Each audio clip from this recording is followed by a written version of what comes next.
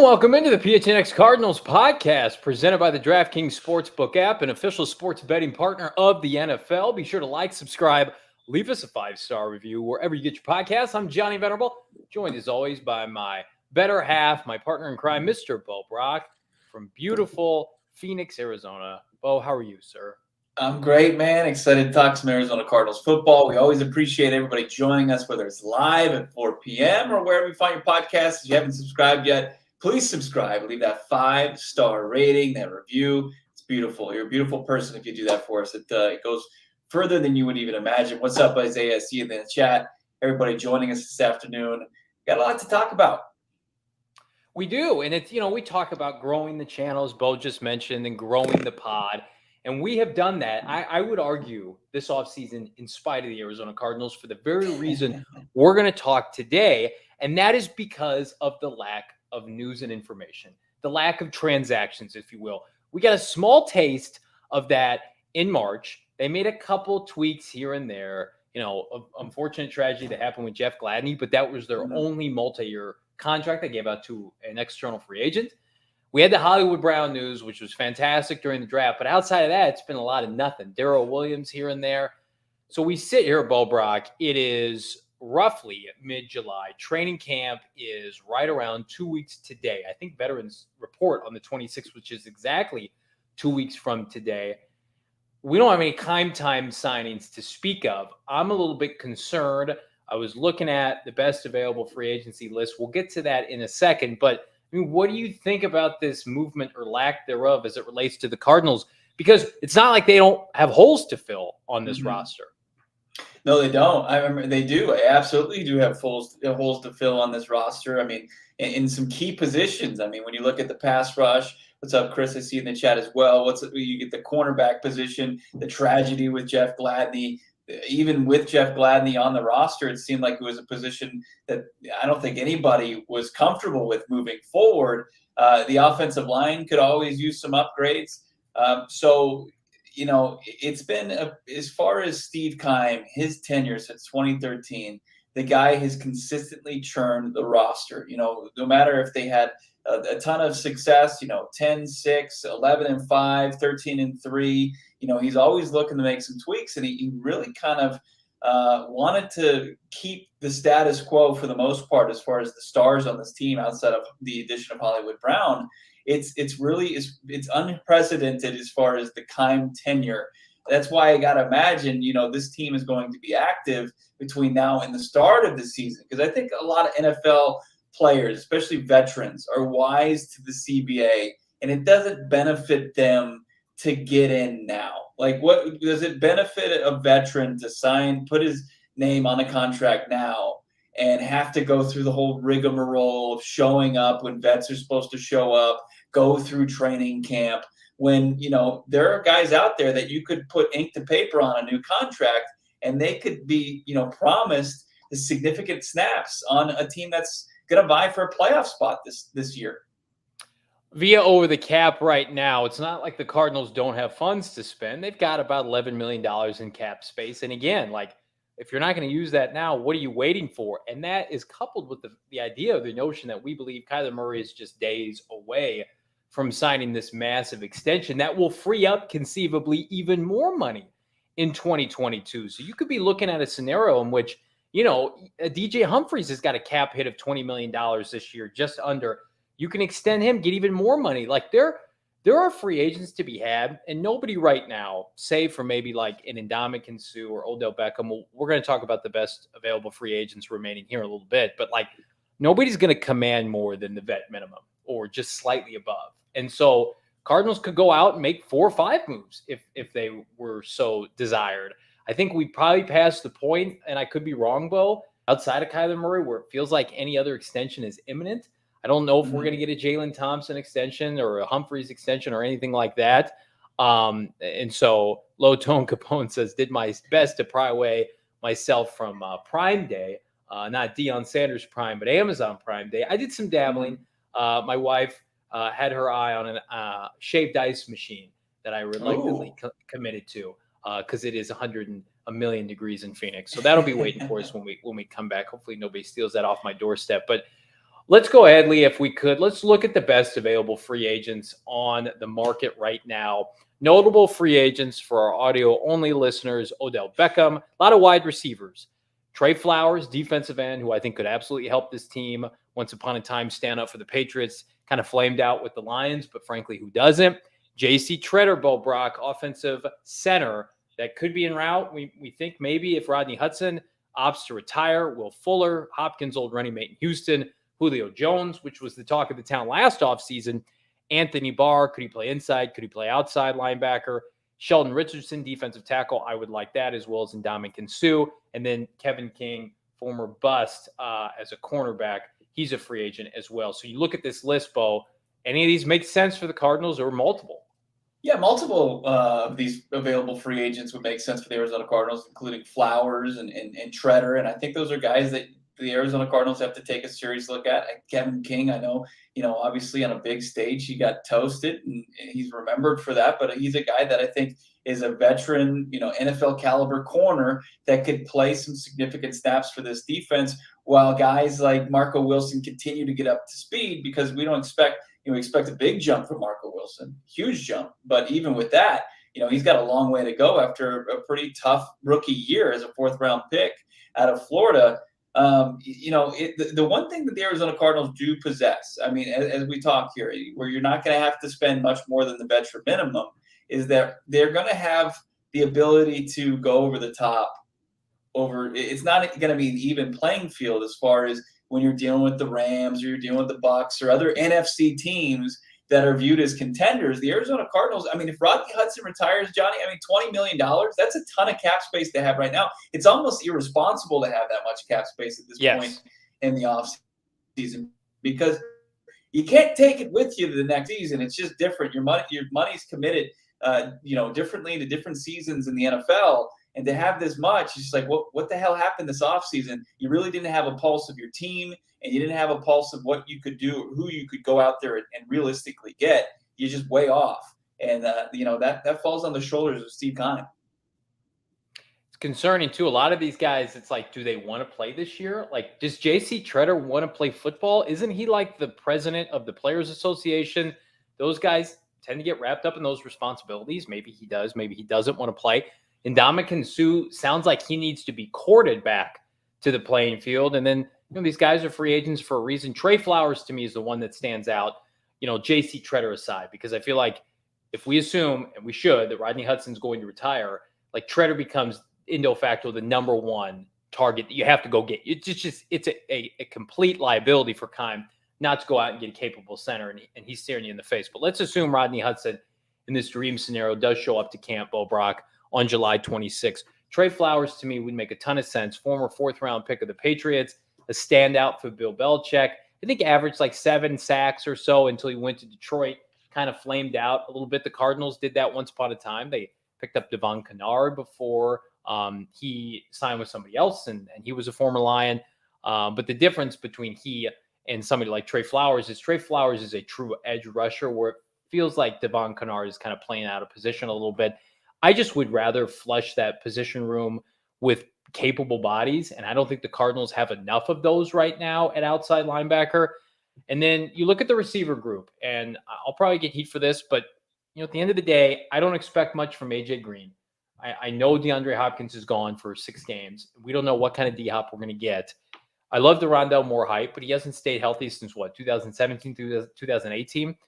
I mean, like Will Fuller, to me, just bring him into camp. See what he can do, right? Maybe he's a one-trick pony, but right now the Cardinals receivers can't separate worth a shit, right? They PFF graded them before the Hollywood Brown trade as having the worst separating receivers in the NFL, I think, since Kyler Murray entered the league. So it's like let him come and screw around in the preseason and see what he can do when you throw the bird on his helmet, and let him run around and see if he can acclimate himself to this team. Maybe he can beat Antoine Wesley out. I don't know. But like, those are the kind of moves I would like to see. Jordan P in the chat says Robert Quinn for our 3rd round comp pick and a 5th. I think Jordan P, that would get it done. Chicago Bears supposedly are only asking for a 2nd or 3rd. But I mean, again, there have been ample opportunities, guys that aren't on this list anymore that have been available for next to nothing, that have been swooped up by Pittsburgh or Baltimore or whatever.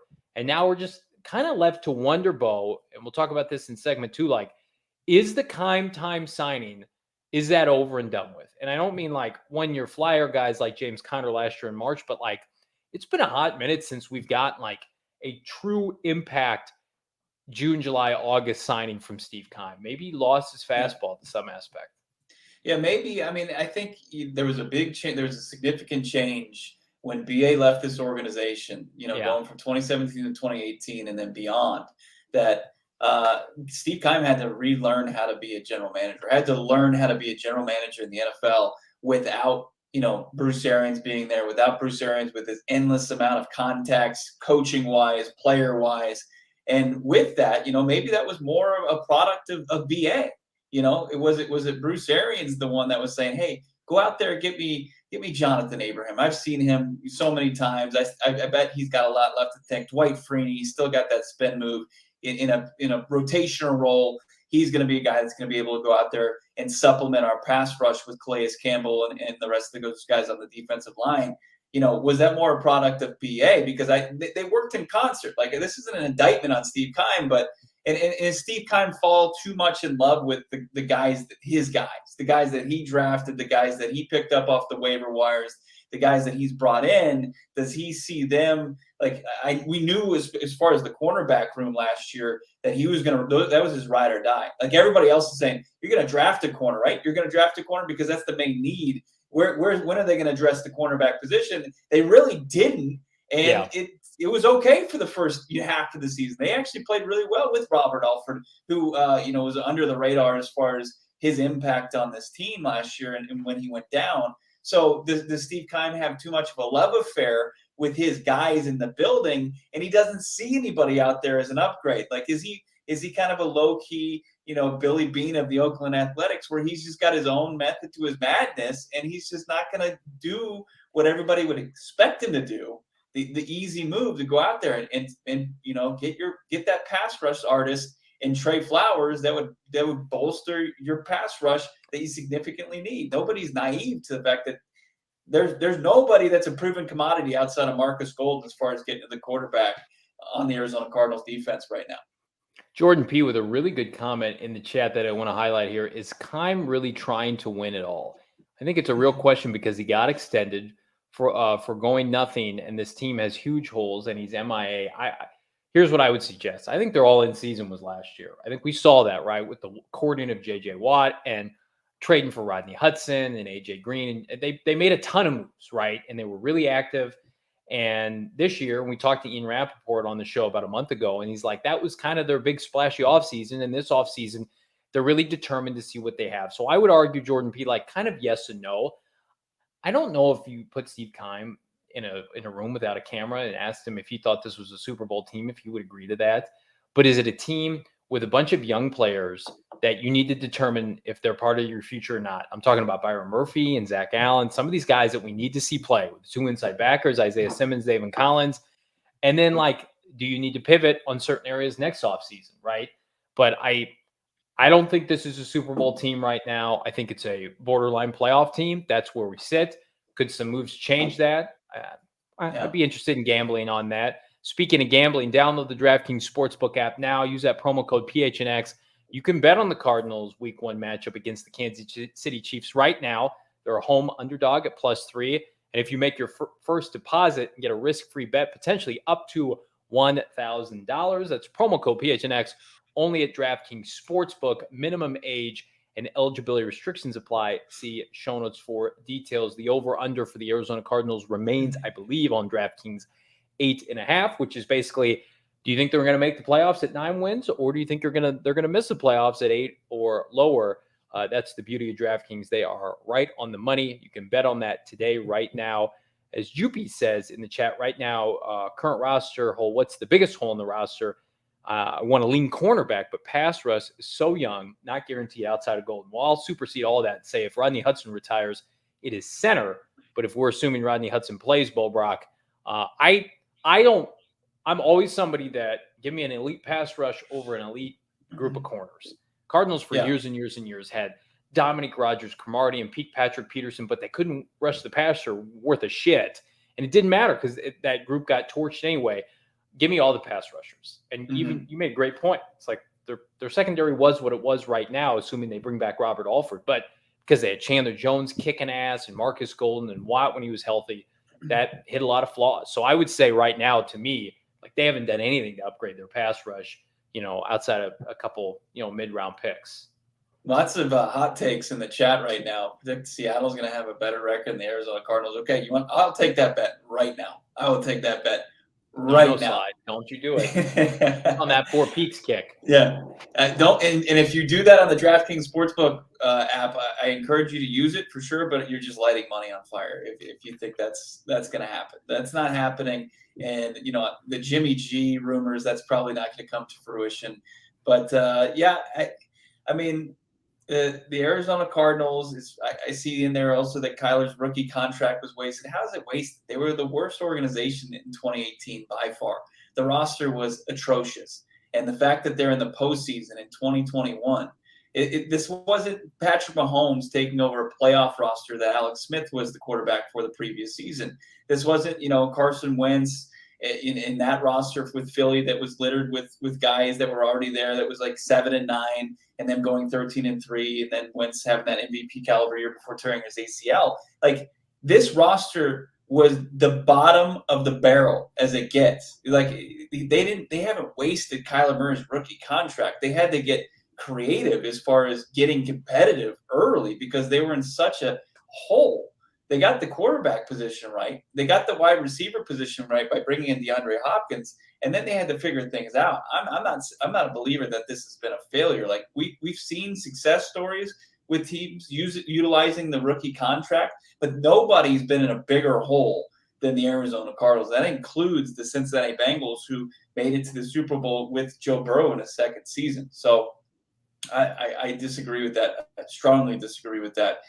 The one thing I'm curious about, and it was part of the conversation we're having in the first segment, Johnny, is Steve Keim, is he weary of bringing on a veteran, especially on the defensive side of the football, because they were going to stand in the way of guys he's drafted and their development? Because we know how his defensive coordinator utilizes veterans versus how he utilizes guys that are being drafted and developed. Isaiah in the chat says, Johnny, I noticed your left eye is red. I wish I was on that OGs, Isaiah. I'm actually trapped in the Midwest right now where my allergies are running wild, but I am persevering for you and our brethren here at PHNX. So appreciate the shout out. Soul Pancakes, why is the O-line always a major hole? Great question. If you've been a fan anytime after the late 70s, early 80s, you've always been able to ask yourself this question. Look at the Bengals. They made it. I would argue, look at what the Chargers have done, the best of any team, in my opinion, of surrounding their quarterback with premier offensive line talent. Back-to-back years in the draft, they get Rashawn Slater, they get Zion Johnson. See what that does for their running game with Justin Herbert this year. It's a hole because Steve Keim has trouble drafting the position and then subsequently ignores it. But Bo, I think we'll see. We'll see. I mean, so far it's the same trajectory as Kyler. It's playoffs year 3. I mean, for as great as Justin Herbert's been, and nobody's been better as far as passing touchdowns to start off an NFL career, he still hasn't been in the postseason yet. He's 0 for 2. Pretty much had, with the extra game, he was 9-8. Kyler went 8-8 his second season and was on the outside looking in. He's poised. Like it's a very good Chargers team, but they still have to figure it out in year 3 with Herbert and crew. Like, they still have to win a bunch of games. It's like we grade Kyler Murray on a curve because he played in the toughest division and he got to the playoffs in the toughest division. Same thing I think goes for the Chargers and Tom Telesco and that group of guys led by Justin Herbert. And I would say on the flip side, like I would not be surprised if Keim and Michael Bidwell behind closed doors say, hey, we can take a little bit of a deep breath here. We survived the gauntlet of the NFC West. We made the playoffs last year. The NFC is down. That's not news. That's common knowledge. The Cardinals would not be a playoff team in the AFC. They are a playoff team, I believe, right now, or a borderline playoff team in the NFC. Maybe they feel like they've earned a transitional year. But looking back to prior years, Bo Brock, get back to the conversation of Keim Time signings. And I thought to myself today, I was like putting a list together.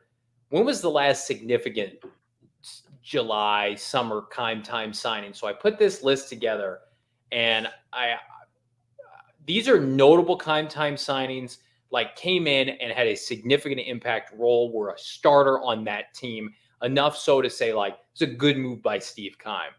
Carlos Dansby is probably the most notable. I cheated a little bit because this was in May. 2013 should have been a Pro Bowl or All-Pro that year. And before he left again for the Browns. He was fantastic that year. First year with BA. That was his first time coming back. Eric Winston, July of 2013. John Abraham, who made the Pro Bowl. God, Keim, Eric Winston, John Abraham, Jermaine Gresham, Dansby, Winston, Abraham, all in 2013.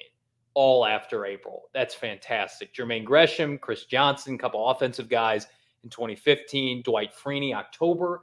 And then Tramon Williams in 2017. And then I think the most notable, you guys correct me if I'm wrong here, Kelvin Beachum, who parlayed a July 2021 year deal to a 2-year contract. He's still under contract. He's maybe on certain Sundays the best offensive lineman the Cardinals have at right tackle. We didn't get one last year. We didn't get one so far this offseason. Like, where do you think the magic has gone with these Keim Time signings? Has it gone for good? Well, I'll get back to my point. I think that it's because Cliff Kingsbury doesn't have a stable of guys. He doesn't have guys that he's watched from the sidelines and developed connections with throughout his career because he came from the Big 12. He didn't have a long tenure like Bruce Arians did when he came in. In 2013, you see a ton of those names in 2013. That's when we're churning this roster.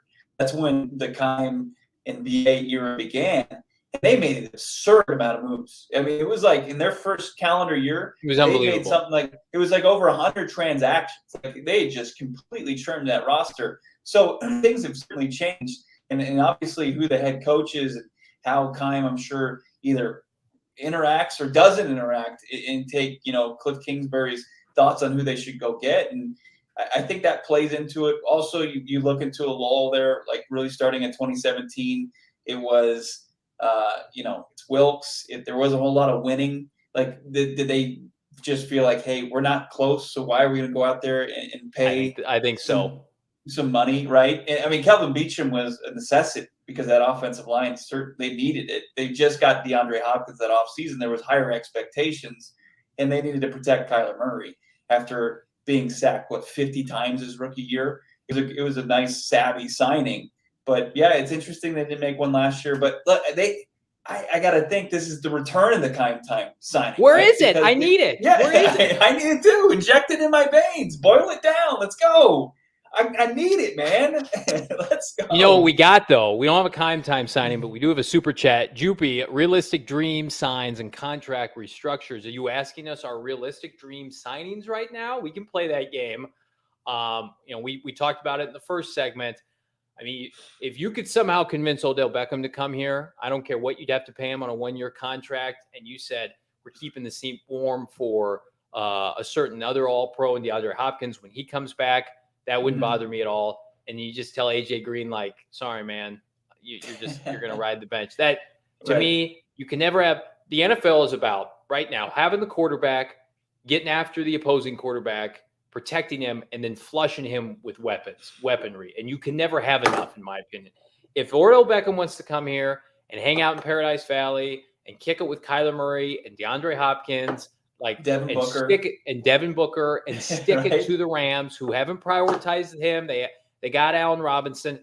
Like, you tell me you wouldn't be fired up for at least 1 year to have him on your team, on your roster, because again, you're going to be trotting out mid-season when D-Hop comes back, Hopkins, Hollywood, Odell, Rondell Moore. I mean, to me, that would be a lot of fun. It probably wouldn't be the best team building, but if I'm dream signings, yeah, it's going to get me more fired up to bring Odell Beckham than somebody like Joe Hayden or somebody like that. For sure. I mean, that's the Madden formula, right? That's playing Madden football on Xbox or PlayStation, whichever console you're stand for, I would say Sega that Genesis, would yeah. it would yes, exactly. You've got the red zone offense would be unstoppable. Like Yeah. what he did and boosted the Rams offense in the red zone was unreal last year. Like they were unstoppable with Cooper Kupp and Cam Akers getting healthy. Like with Kyler Murray, James Conner, Zach Ertz, Trey McBride, DeAndre Hopkins, Odell Beckham Jr. I mean,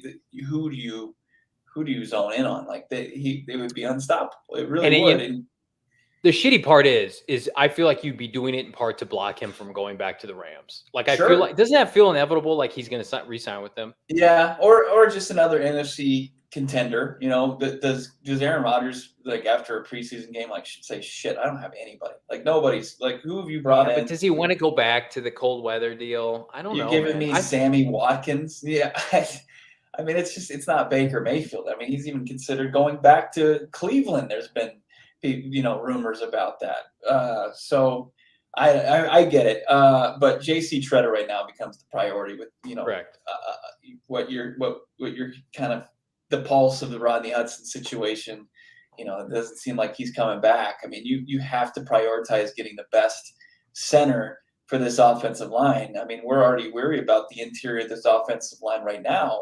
Think, with, this Hail Mary chance that Rodney Hudson comes back, you got to get somebody in there that's going to be, you can't have Lasidius Smith, your 6th round or 7th round pick, as your starting center. You can't slide Justin Pugh to learn at 32 years old a brand new position. So I think JC Tretter, as boring as it is, that's probably your priority. And for God's sake, let's get Robert Alford back on the roster at some. What are we waiting for?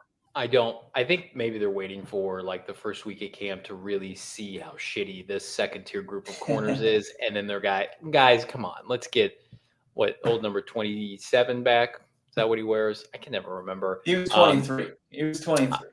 Yeah. Can't remember his number, but I did, guys, remember to get my COVID-19 vaccine. And despite my allergies, I'm feeling great. Right now, COVID-19 vaccines are free for everybody 5 and older. Those 12 and older are also eligible for the booster. Visit azhealth.gov/find vaccine for a location nearest to you. Also, guess where I'm going for dinner tonight? Meet some friends. Going to get a couple drinks, great food. Four Peaks Brewery, hitting the old 8th Street location. Going to have myself a good time. Going to get a nice wow. Of course, it benefits the Joy Bus, great charity. I mean, at Four Peaks, everything they do is right, and including their partnership here with the PHNX, our draft party, NHL draft party was fantastic last Thursday. We've got more and more great events coming up at Four Peaks. Of course, you got to be 21 or older and to enjoy responsibly. Speaking of enjoying responsibly, OGs, we love this partnership as well. OGs, they just launched their first ever seasonal flavor. It's limited edition. You can get it now. It's the only time of year you can get it. It's pina colada. It's the perfect pineapple and creamy coconut blend. Make sure to check them out on Instagram at OG's Brands. And, of course, check them out on their website, ogsbrands.com. That's OGEZBrands.com. You can find their products at your local dispensary. And just like Four Peaks, you must be 21 or older to purchase. Well, what I want you to do tonight when you're at Four Peaks, I want you to pour one out. Not much, but pour one out for the hypothetical Andy Isabella for N'Keal Harry trade scenarios, because those, my friend, are dead and buried, along with perhaps the career of both wide receivers. But I digress. N'Keal Harry was traded right before this show kicked off today, not for a 2023 7th round pick. No. A 2024 7th, went to New England via the Chicago Bears. N'Keal Harry goes from New England to Chicago. It's a salary dump. Harry was due, I believe, just under $3.2 million in the last year of his contract, which means I do not think we will see the former Sun Devil make it back to Arizona. We just got done talking about the robust wide receivers the Cardinals have. They opted to add Hollywood Brown, who went, I think, 7 picks ahead of him back in 2019. Isabella remains on the Cardinal roster, and I tweeted this out. I think we have our template now for our Andy Isabella trade starter pack.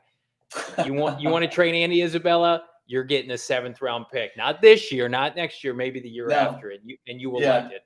multiple years down the road, right? Oh man, can we get an 8th round pick for Andy Isabella, even though it doesn't exist? Can we just to say we got something for him in return, or somebody could just take his salary off the roster, which he would be a couple $100,000 right against the cap. It's not nearly like he was a 2nd round pick to. I mean, Harry's cap hit is like a real cap hit. Isabella's not. I mean, Isabella was like one of the last picks of the 2nd. N'Keal Harry was the last pick in the 3rd. I'm pulling it up over the cap right now. He's 1.4 million.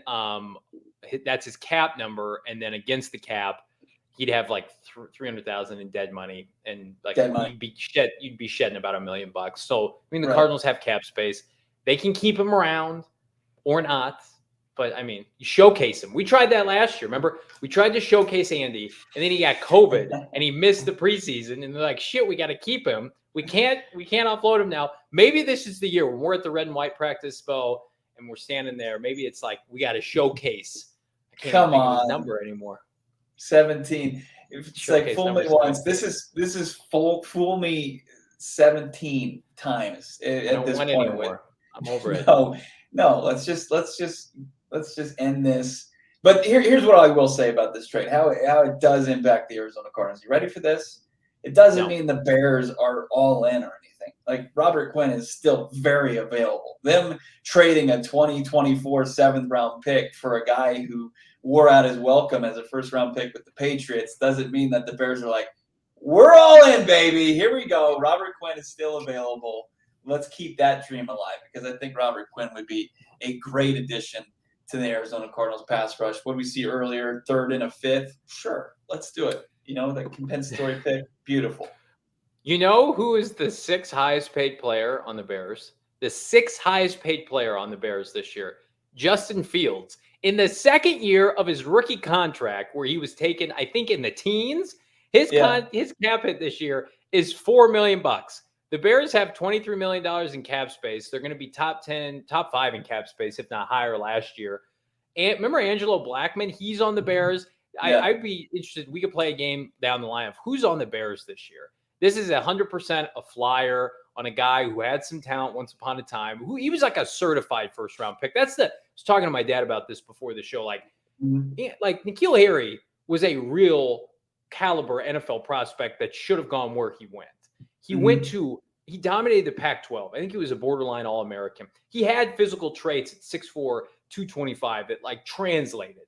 The shitty part about the Isabella scenario is like, N'Keal was a healthier version of DK Metcalf. Like, he was healthy during his college career. He was and you ask anybody, 90% of draft pundits said way better prospect than DK Metcalf.